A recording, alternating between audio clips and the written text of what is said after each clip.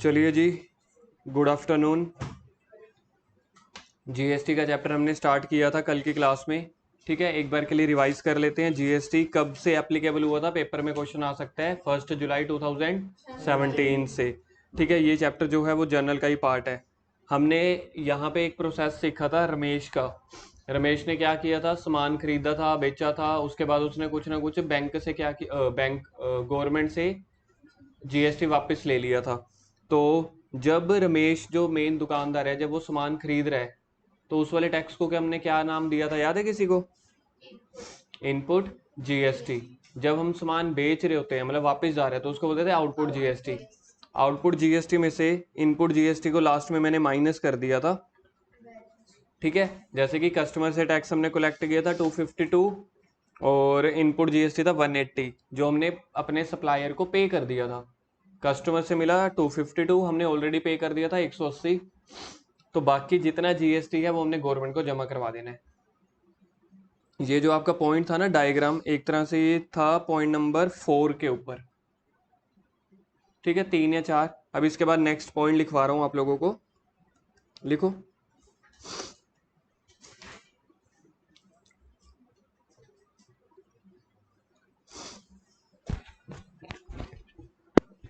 गुरु note तो नहीं करके आया होगा तू? नहीं ना?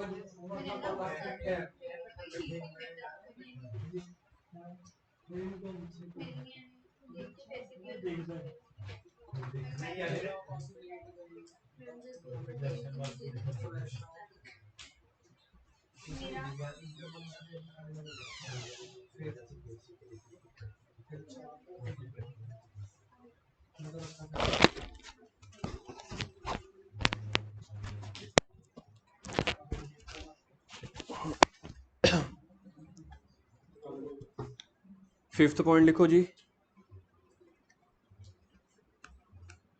Types of GST. Types of GST, इसके अंदर point number A, if goods sold. हाँ हाँ, जर्नल एंट्री शुरू हो जाएंगी। इफ गुड सोल्ड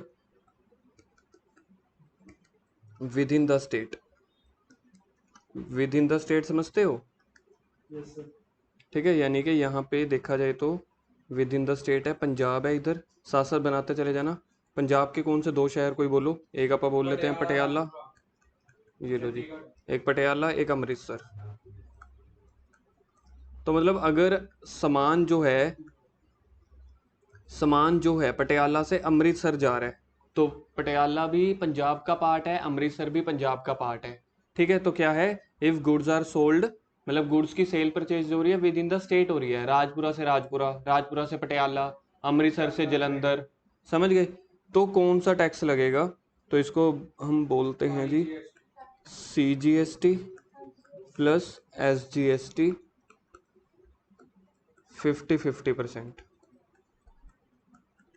50-50%, मतलब अगर रेट 18% है तो 9% CGST लगेगा, 9% SGST लगेगा।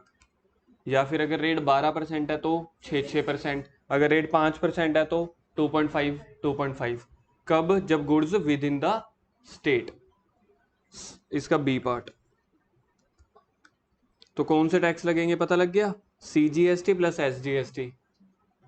गुरगुरे समझ आ गया? अगर आप सामान बेच रहे हैं, अगर हम सामान कहाँ पे सेल कर रहे हैं, पंजाब के, पंजाब में, तो जो GST लगेगा वो दो तरह का GST लगेगा, CGST plus SGST।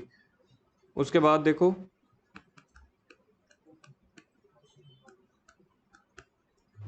If goods sold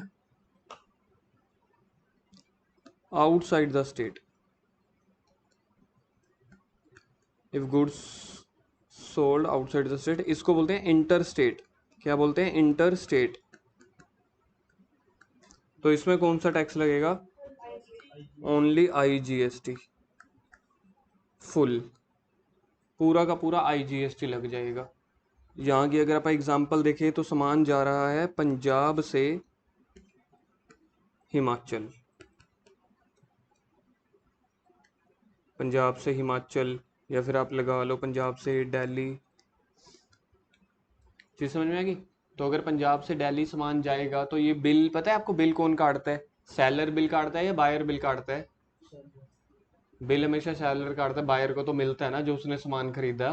ठीक है, तो जब बायर ने सामान खरीदा तो उसको जो GST लग के आएगा, जितने का भी सामान है, अगर 18% है तो पूरा का पूरा 18%। और एक होता है UTGST या UGST। जैसे कि अपनी जो यूटीज है ना, इंडिया में कितनी यूटी हैं? जैसे चंडीगढ़ 7 है कि 8 हो गई हैं अब 8 हो गई है ना, वो लेह लद्दाख वाली भी तो एक टूट गई थी। तो 7-8 यूटीज हैं, जैसे लेह लद्दाख वाली है, ठीक है, लेह है या लद्दाख है, ठीक है, पौंडीचेरी है, होएगी। अच्छा, दीप दमन, अंडमान निकोबार नहीं है, दीप दमन है और चंडीगढ़ है, चंडीगढ़ है। समझ गए आप लोग? तो अगर वहां हम सेल करेंगे तो क्या लगेगा? UGST। कितने पॉइंट हो गए? 5। तो इसकी हम समरी बना रहे हैं विद इन द स्टेट्स।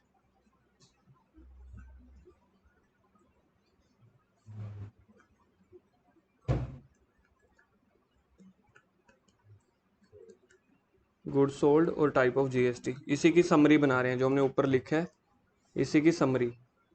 अगर good sold number 1 with in the state, तो कौन कौन से टैक्स लगेंगे? C प्लस S, ठीक है, CGST प्लस SGST। अगर आउटसाइड द स्टेट है तो IGST। और अगर तीसरा हमारे पास है UT में तो लगेगा UGST। गुरविलास नोट कर यार साथ साथ जल्दी। गर्व बस यार, बातें नहीं करनी अब, जल्दी इधर नोट करो। कॉपी को इस वाले इस पे रखो, हैंडल पे। हाँ इधर, चलो जल्दी नोट डाउन करो। Point number 6, if goods are not, note को डबल अंडरलाइन कर लेना, if goods are not sold by shopkeeper, if goods are not sold by shopkeeper. हमारे केस में शॉपकीपर का नाम याद है क्या था? रमेश। ठीक है, अगर गुड्स रमेश ने नहीं बेची, if goods are not sold by shopkeeper, then whole input GST. Input GST बताओ इसने कब भरा होगा? जब इसने अपने सप्लायर से सामान खरीदा होगा तब उसने इनपुट जीएसटी भर दिया होगा ना। Then whole input GST will be cancelled, that is we will credit the input GST.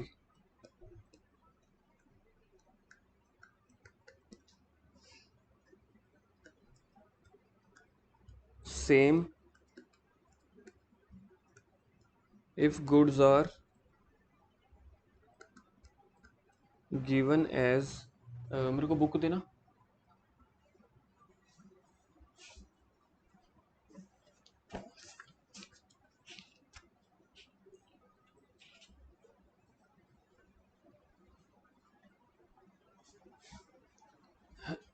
Same if goods are given as, मैं पहले ही बोल रहा हूँ 6 और 7 पॉइंट सबसे खतरनाक पॉइंट है जर्नल एंट्री के पॉइंट ऑफ व्यू से, तो ये याद रखना। ठीक है, if goods are given as charity, donation, drawings, loss by theft, etc. That simply means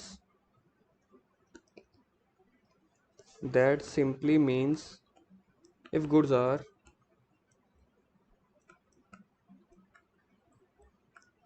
not sold,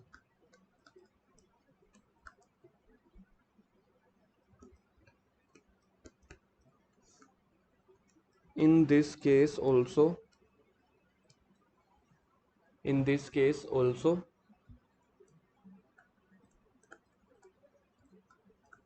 input GST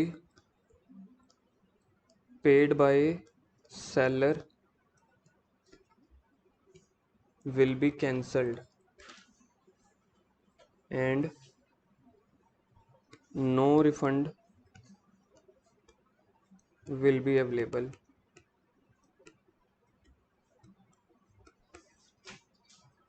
From government.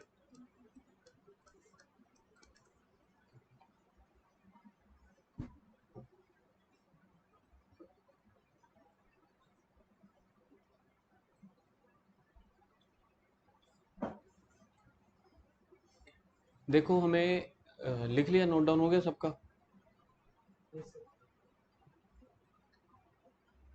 Gurkirat वाला 7 पॉइंट पढ़, जल्दी से याद कर कॉपी में से, जल्दी कर यार, जल्दी, स्लो मोशन में नहीं, थोड़ा फास्ट।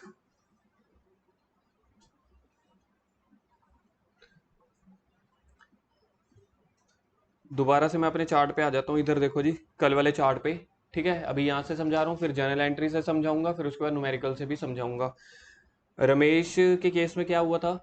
रमेश ने कितने का सामान खरीदा था? 1000 रुपये का, और 180 रुपये का हमने क्या किया था? टैक्स भर दिया था। किसको? सप्लायर को। याद है, रमेश ने 1000 का सामान खरीदा था, भूल गए ना? एक दिन छुट्टी पड़ गई, कैसे दिमाग पीछे चला जाता है ना। 1000 का सामान खरीदा था, एक बस यार इधर ध्यान दे देना, थोड़ा पीछे हो, पीछे हो जा यार, थोड़ा ढंग से पीछे। हाँ, अब इधर ध्यान दियो, ज्यादा बोलने की बात नहीं है। रमेश ने कितने का सामान खरीदा था अपने सप्लायर से? 1000 का। ठीक है, 180 रुपए का उसने क्या भर दिया था? टैक्स। इस 180 रुपए को हम बोलते हैं इनपुट जीएसटी। इनपुट जीएसटी क्यों बोलते हैं? क्योंकि हमने सामान खरीदा है और टैक्स पे कर दिया, तो सामान इन हुआ ना, फैक्ट्री में सामान आ गया, इन हो गया ना, तो इसलिए इसका नाम पड़ा इनपुट जीएसटी। इनपुट जीएसटी का सिंपल मतलब होता है रिफंडेबल, जो आपको पैसे वापस मिल जाएंगे।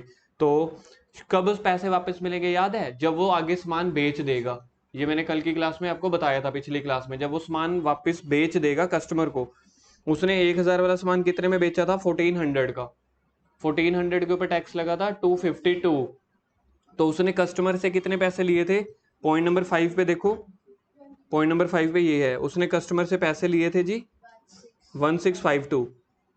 जिसमें से 252 टैक्स के थे, उसमें से उसने क्या किया, जो उसका इनपुट बना हुआ था ना, इनपुट का मतलब है जो उसने सप्लायर को पे किया था, ये वाला 180 उसने अपने पास रख लिए थे, बाकी गवर्नमेंट को जमा करवा दिए थे। मतलब कि आउटपुट टैक्स कितना कलेक्ट किया उसने कस्टमर से।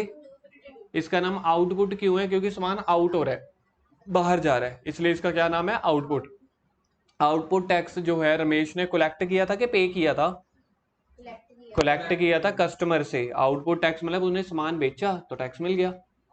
अब वो कह रहा है कि आपने क्या कहा था चौथे पॉइंट में, बार बार थीम वहीं पे लेके आ जाता हूं मैं। चौथे पॉइंट में क्या बोला था हमने कि टैक्स ये वाला किसके ऊपर लगता है, कंज्यूमर के ऊपर, यानी कि कस्टमर के ऊपर टैक्स लगता है। तो मैं तो दुकानदार हूं, तो इसने 252 में से 180 का जो इनपुट टैक्स है वो अपने पास रख लिया।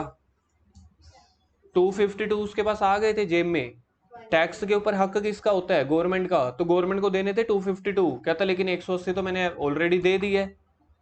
तो बाकी कितना बच गया, 72, वो गवर्नमेंट को जमा करवा दिया।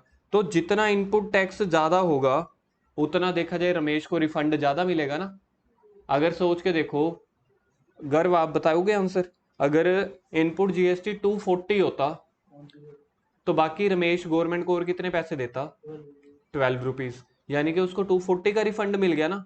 तो इनपुट मेरे लिए अच्छी बात है या बुरी बात है, अच्छी बात है। क्यों, क्योंकि मेरे को इसका रिफंड मिल जाएगा।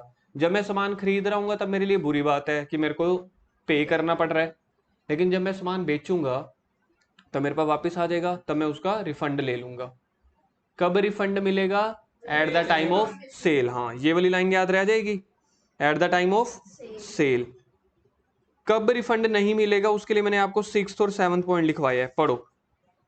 If goods are not sold by shopkeeper then whole input GST will be cancel and we will credit the input GST. आपके पास स्पेस है थोड़ी सी? हाँ, थोड़ा सी एडजस्ट कर लो। That is refund not available.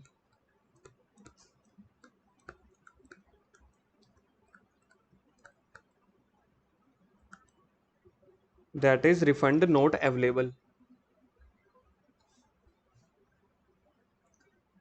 थोड़ा थोड़ा समझ में आ रहा है क्यों नहीं रिफंड मिलेगा, क्योंकि उसने सामान बेचा नहीं। क्योंकि गवर्नमेंट ने एक ही कंडीशन बताई है आपको, रिफंड यानी कि इनपुट जीएसटी का क्रेडिट तभी लेने देंगे जब आप सामान बेचोगे।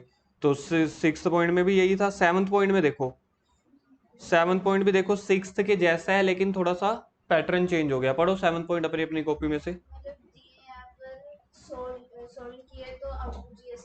हाँ, क्योंकि हमने कस्टमर को नहीं दिया, या तो दान दे दिया, या तो चोरी हो गई, या घर पे लेके चले गए, या डैमेज हो गई, या लॉस हो गया, चैरिटी दे दी।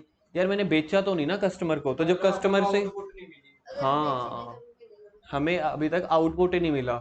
जब तक आउटपुट नहीं मिलेगा ना तब तक वो आपको इनपुट नहीं देने देंगे। यानी फिर जितना भी आपने सामान, अगर बाय चांस आप लोगों ने ये वाला रिफंड की अमाउंट लिख ली साइड पे, 252 तो मेरा क्या है, सॉरी 180 मेरा क्या है, इनपुट है ना, आपने साइड पे लिख लिया, गवर्नमेंट को बता दिया मेरा तो इतना इनपुट है। कल को पता चला आपने सामान ही नहीं बेचा, दान में दे दिया, डोनेशन दे दिया, ड्राइंग्स करके चली गई, तो गवर्नमेंट पता क्या बोलेगी, जो आपने पहले इनपुट लिख लिया था ना, अब इसको कैंसिल कर दो, हम इसको इनपुट नहीं देंगे। जब हम इनपुट को लिखते हैं ना तब डेबिट करते हैं। क्यों, क्योंकि तब मेरा खर्चा हो गया ना, मेरे को पे करना पड़ा। या आप इसको खर्चा सोच लो या आप इसको एसेट सोच लो। एसेट क्यों, क्योंकि ये आपको वापस मिल जाएगा। लेकिन अगर आपने एट द एंड गुड्स को जो कंज्यूम किया वो सेल करके नहीं किया, इन तरीकों से किया, charity, donation, drawings, loss by theft या डैमेज, कुछ भी हो गया, तब आपने आगे तो सामान बेचा नहीं। गुरविलास मेरे को सोच के बोलो, जो मैंने आगे सामान बेचा नहीं तो क्या मेरे को जीएसटी कलेक्ट हुआ होगा कस्टमर से? नहीं हुआ होगा ना।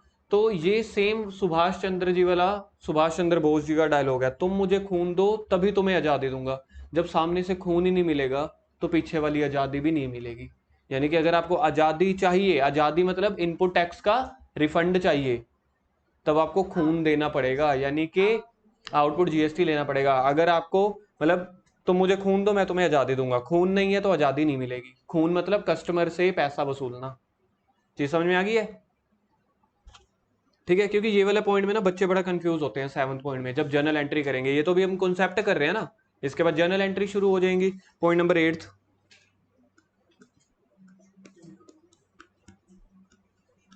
Ultimately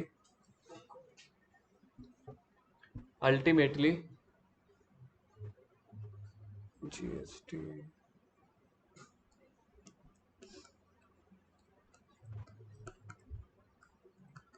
input GST will be refunded ultimately. बस कर यार, देखी यार की करी जांदा तू, उधर बैठ जाओ चेयर ते सामने। पहले लिख हो रहा सीगा जद नेड़े बैठा सीगा, जद दूर बैठा तां नहीं हो रहा ना। Ultimately input GST will be refunded when shopkeeper will, shopkeeper को हम बिजनेसमैन भी बोल सकते हैं, व्हेन बिजनेस या बिजनेसमैन या shopkeeper will sell the goods.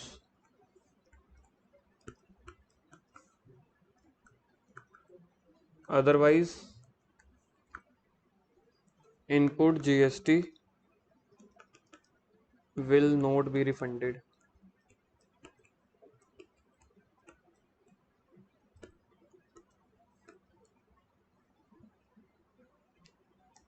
अब जो मेन 90% 90% जो मेन आपकी थ्योरी थी या कॉन्सेप्ट था ना, वो हो चुका है 90%।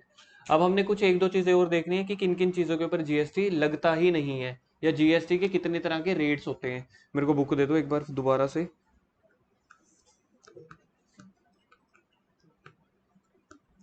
स्कॉलर वालों को पिछली बार आया था ये क्वेश्चन पेपर में, 1 नंबर का, पता नहीं 2 नंबर का, रेट्स ऑफ जीएसटी की जीएसटी कितने तरह के होते हैं। रेट्स ऑफ जीएसटी, एक होता है जी 0%, एक होता है आपके पास 5%, एक होता है 12%, 18% और होता है 28%। ठीक है, ये जीएसटी के रेट ये हैं। अगर आप within the state sale करोगे तो ये रेट 2.5% हो जाएगा, यानी कि ये रेट 6% हो जाएगा, ये 9 ये 14। अगर आप सामान पंजाब से हरियाणा, एक स्टेट से दूसरी स्टेट बेच रहे हो तो पूरा का पूरा लग जाएगा। लेकिन जीएसटी के टोटल कितने रेट्स होते हैं? 5 रेट्स। ये आया था जी पेपर में क्वेश्चन, एमसीक्यू आया था जहां तक मेरे को याद आता है, स्कॉलर वालों को आया था ये। ठीक है, ये क्वेश्चन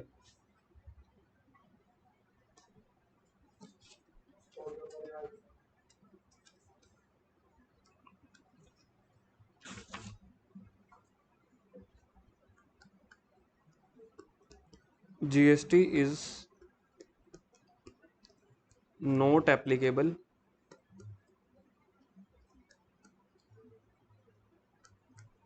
ऑन फॉलोइंग आइटम्स। अब जो ये मैं चीज़ें लिखवा रहा हूँ इनके ऊपर जीएसटी नहीं लगता। ठीक है, मैं ना सिर्फ एक दो लिखवा रहा हूँ, बाकी बुक में से करेंगे। पहले लिख लो, बुक का पेज नंबर है जी ये आपका 10.3, बुक का है पेज नंबर 10.3। ये आपने वहीं से पढ़ना है, वहाँ पे ना आपके पास टोटल 7 आइटम्स है, मैं कोई एक या दो लिखवा रहा हूँ। ठीक है, मेरे पास इतना टाइम नहीं है कि मैं सारी थ्योरी लिखवाऊंगा, क्योंकि बुक में ऑलरेडी है। ये इस वजह से लिखवा रहा हूँ, कई बार ना पेपर में क्वेश्चन आता है।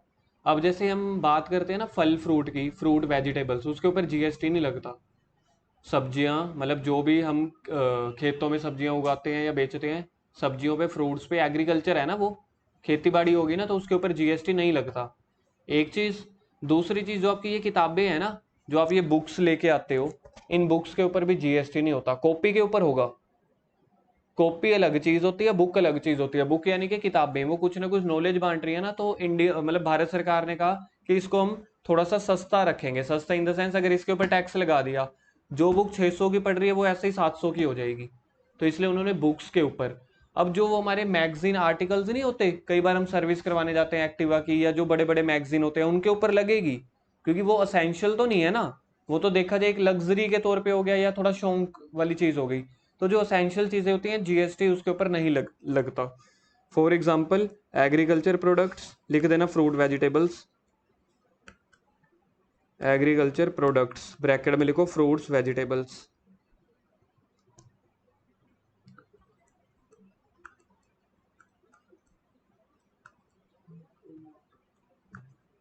सेकंड, बुक्स या अब देखो स्कूल के ऊपर भी जीएसटी नहीं लगता। मैंने आप लोगों को पिछली क्लास में बोला था सर्विस वाले के ऊपर कितनी लिमिट का होता है जीएसटी, 20 लाख। गुड्स वाले के ऊपर 40 लाख। जिस दिन मैंने 20 लाख से ज्यादा की ट्यूशन पढ़ानी शुरू कर दी ना, तो फिर मुझे भी जीएसटी लेना पड़ जाएगा, तो आपके ऊपर तब जीएसटी लगेगा। क्योंकि मेरा जो इंस्टीट्यूट है कॉमर्शियल इंस्टीट्यूट है ना, मतलब मैं कोई स्कूल तो नहीं खोला हुआ ना, पैसे ले रहा हूँ आप लोगों को पढ़ा रहा हूँ, तो ट्यूशन वालों का तो काम यही होता है ना, तो इसको बोलते हैं कॉमर्शियल कोचिंग। क्या बोलते हैं? कॉमर्शियल कोचिंग का मतलब होता है पैसे लो और काम करो। स्कूल में तो खैर ट्यूशन से भी कितनी ज्यादा फीसें होती है ना, ठीक है। तो स्कूलों की एडमिशन फीस जो भी है, स्कूल जो है वो एजुकेशनल इंस्टीट्यूट है, उसके ऊपर टैक्स नहीं लगता। कोचिंग सेंटर को एजुकेशनल इंस्टीट्यूट नहीं बोला इन्होंने, कोचिंग वालों को बोला कॉमर्शियल इंस्टीट्यूट है, धंधा चल रहा है इनका, व्यापार। स्कूल वालों को तो व्यापार है नहीं। सर आप एक बार ना, आप राजपुरा के हो, किसी के नॉन चंडीगढ़ या दिल्ली रहते होंगे ना, उनसे पूछना कि स्कूलों की एडमिशन क्या है। मेरा भांजा प्री नर्सरी में उसको स्कूल ज्वाइन करना था दिल्ली में, 8 लाख रुपए मांग रहे थे सबसे सस्ता। 8 लाख रुपए मतलब रिश्वत दो, और उसके बाद हम स्कूल की एडमिशन करा देंगे। स्कूल की जो एडमिशन है ना 1.25 लाख रुपए या 1 लाख, वो तो है ही है। जो स्कूल की फीस है 4-5 हज़ार रुपए पर मंथ, वो तो है ही है, वो तो एक नंबर का हो गया ना। 8 लाख रुपए सबसे सस्ता जो हमें एजेंट मिला था उसने करवाया था, वरना 12 लाख लग रहे थे। नॉर्मल बोलते हैं 15 लाख लगेगा, है ना। नॉर्मल 12 लाख मांगते हैं, फिर क्या करते हैं बार्गेनिंग करके ना 15 लाख मांगते हैं, बार्गेनिंग करके 10-12 लाख पे मान जाते हैं। फिर अगर उनके स्कूल के कोई एजेंट होते हैं ना जो गाहक लेके आते हैं, उसके लिए फिर 7-8 लाख होते हैं। तो मेरे जीजू से मांग रहे थे 7-8 लाख रुपए। अब जीजू कहते हैं यार 7 लाख रुपए इधर लगा दूंगा, उसका 2 साल की तो फीस भी नहीं होगी, एडमिशन भी नहीं होगी, 7 लाख रुपए। फिर उन्होंने कुछ और ढूंढे, कोई जैसे एमपी एमएलए टाइप नहीं होते वो ढूंढे, या फिर उनको एडमिशन ही नहीं मिली। फिर उन्होंने एडमिशन ली नोएडा में, फिर नोएडा में बिना रिश्वत के हो गया था। फिर उसके बाद वो 3 साल बाद दोबारा दिल्ली शिफ्ट हो गए हैं, फिर से रिश्वत लग रही थी 7 लाख दोबारा, क्योंकि पता है वो लगनी थी, तभी तो उन्होंने नोएडा शिफ्ट कर लिया था। उसके बाद फिर ना कुछ ऐसा प्रोसीजर था कि चलो पिछले 3-4 क्लासेस पढ़ के आया ना, तो हम इंटरव्यू ले लेते हैं, इंटरव्यू के बेस पे, नहीं तो लगेंगे। फिर इंटरव्यू उसने अच्छा दे दिया, मतलब सिस्टर का भी इंटरव्यू हुआ, भांजे का भी, भांजे की मम्मी का भी। तो ये हाल है। चंडीगढ़ आप जाओ देखो, स्कूल 1 महीने की 6,000 रुपया फीस है मेरे स्टूडेंट्स की जो मेरे पास पढ़ रहे होते हैं। एजुकेशनल इंस्टीट्यूट को जितना मर्जी लूट लो, जीएसटी नहीं लगेगा। गवर्नमेंट जीएसटी तो नहीं ले रहे ना, 7-8 लाख रुपए रिश्वत ही ले रहे हैं, जीएसटी तो नहीं ले रहे ना। लेकिन जो कमर्शियल कोचिंग वाले हैं, जो अल्टीमेटली एक स्टूडेंट को पढ़ाते हैं, स्कूल में आप लोग भी पढ़ते हो, आप लोग ट्यूशन में भी पढ़ते हो, आपको पता है आपको स्कूल का अगर 10% समझ आता है ना, तो बाकी 90% ट्यूशन में समझ आएगा। स्कूल का अगर 20 समझ आ रहा है, तो बाकी 80 आपको ट्यूशन में समझ में आएगा, हर किसी को पता है। ठीक है, चलो कुछ भी लगाओ, चलो टीचर्स भी पढ़ाते हैं, वो तो हम नहीं पढ़ते अलग बात है। कई बच्चे होते हैं मेरी क्लास में होते थे, वो नहीं लगते थे ट्यूशन, उनको आ जाता था समझ। वो हमारी मेंटालिटी बन गया ना कि हमें ट्यूशन ही पढ़ना है। रीजन क्या है? पर्सनल अटेंशन मिलती है 10-20 बच्चों में, ठीक है, जबकि स्कूल में ऐसा नहीं है। लेकिन गवर्नमेंट ने क्या बोला, जो ट्यूशन पढ़ा रहे हैं हम जैसे लोग, वो धंधे वाले हैं, मतलब कॉमर्शियल कोचिंग। क्या वर्ड है उसका? कॉमर्शियल कोचिंग, यानी कि उसके ऊपर जीएसटी लगेगा कब? जब 20 लाख से ज्यादा की फीसें हो जाएंगी। तो स्कूल के ऊपर जीएसटी नहीं लगता, कॉमर्शियल कोचिंग ट्यूशन के ऊपर जीएसटी लगता है। जैसे कल को समझ लो कोई बच्चे वहां पे जाते हैं चंडीगढ़ में, आकाश, बायजूस, आईआईटी, जो नॉन मेडिकल मेडिकल लाइन के हैं, तो उनके तो यार 1-1 महीने की 1-1 करोड़ रुपए की फीस आ जाती है। 20 लाख तो वो क्रॉस कर जाते हैं ना। तो जो ये आकाश, सुना हुआ नाम आकाश, बायजू, एलिन, हेलेक्स, ऐसे ऐसे जो बड़े बड़े इंस्टीट्यूट हैं, तो यहाँ पे क्या होता है, 2 साल का इकट्ठा कोर्स होता है, ठीक है, 2 लाख रुपए फीस। 2 लाख रुपए वो फीस लगती है प्लस 18%, 2 लाख का 18% होता है 36,000, तो उनकी फीस बन जाती है 2,36,000। ऐसे डन। इसके बाद ले लो लैपटॉप टैब, भर दो 2-2.5 लाख रुपए। मतलब बात वो नहीं है, जो मैं कॉन्सेप्ट समझाना चाह रहा हूँ आपको वो समझ में आ गया ना, कि कहाँ पे जीएसटी लगता है कहाँ पे नहीं लगता।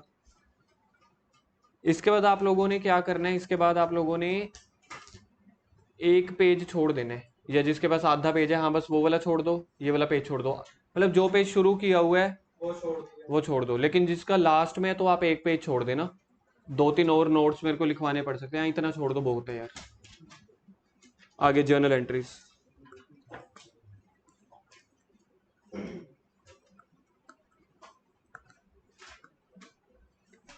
बना लो जी। जर्नल एंट्रीज का फॉर्मेट याद है? तो ही सेम। हम्म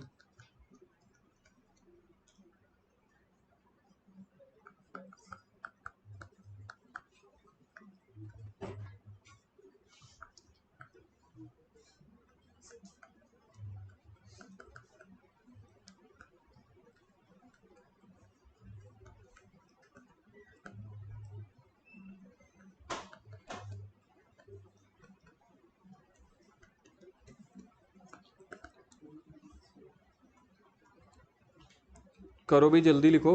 अगर हम गुड्स खरीद रहे हैं within the state, within the state का मतलब CGST एंड ISGST। परचेज की जर्नल एंट्री याद है किसी को क्या होती है? परचेज की journal entry, purchase account debit to cash या फिर टू क्रेडिटर। अगर उधार पे खरीदी है तो यहाँ पे परचेज के पैसे तो देने ही देने हैं, साथ में हमने GST के पैसे भी देने हैं, तो इसकी एंट्री बनेगी purchase account debit, input CGST account debit. Input CGST मेरी एसेट होती है इसलिए वो डेबिट में आ रही है। सर एसेट हुई या खर्चा हुआ? हम तो टैक्स भर रहे हैं तो मेरा खर्चा हो गया ना, लेकिन यही का यही वापस आ जाएगा ना, इसलिए ये मेरी एसेट होती है। जब तक मैंने ये चैप्टर नहीं करवाया होता ना, तब मैं बच्चों को समझा देता हूँ कि अभी आप इसको खर्चा सोचो, क्योंकि टैक्स जा रहा है ना, तो खर्चे भी डेबिट होते हैं, एसेट भी डेबिट होती है। डेबिट क्रेडिट में कोई चेंज नहीं आएगा, लेकिन इम्पैक्ट चेंज आ जाता है कि वो चीज़ एसेट है कि एक्सपेंस है। Input CGST, input SGST account debit to cash या फिर क्रेडिटर। अगर आपने कैश पे सामान खरीदा है तो कैश आ जाएगा, अगर उधार पे सामान खरीदा है तो क्रेडिटर का नेम आ जाएगा।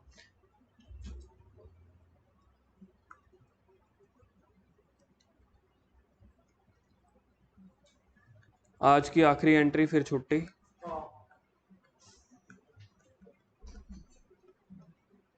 इफ गुड्स परचेज्ड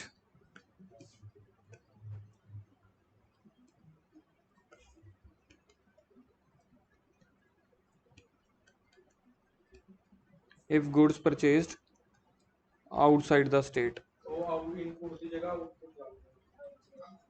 नहीं नहीं, आप इतना दिमाग मत लगाओ। हाँ, उसी जगह GST डाल दो। पहले तो परचेज अकाउंट डेबिट ही आ जाएगा, इनपुट हो गई इनपुट IGST, क्योंकि सामान हमने बाहर से खरीदा है ना, तो पूरा का पूरा टैक्स आ जाएगा। अब यहाँ पे आधा आधा नहीं करेंगे, टू कैश, टू कैश या फिर टू क्रेडिटर। एंट्रीज बाकी करेंगे कल, छुट्टी नहीं हो रही, एंट्रीज बाकी करेंगे कल। बुक ओपन करो अब अपनी।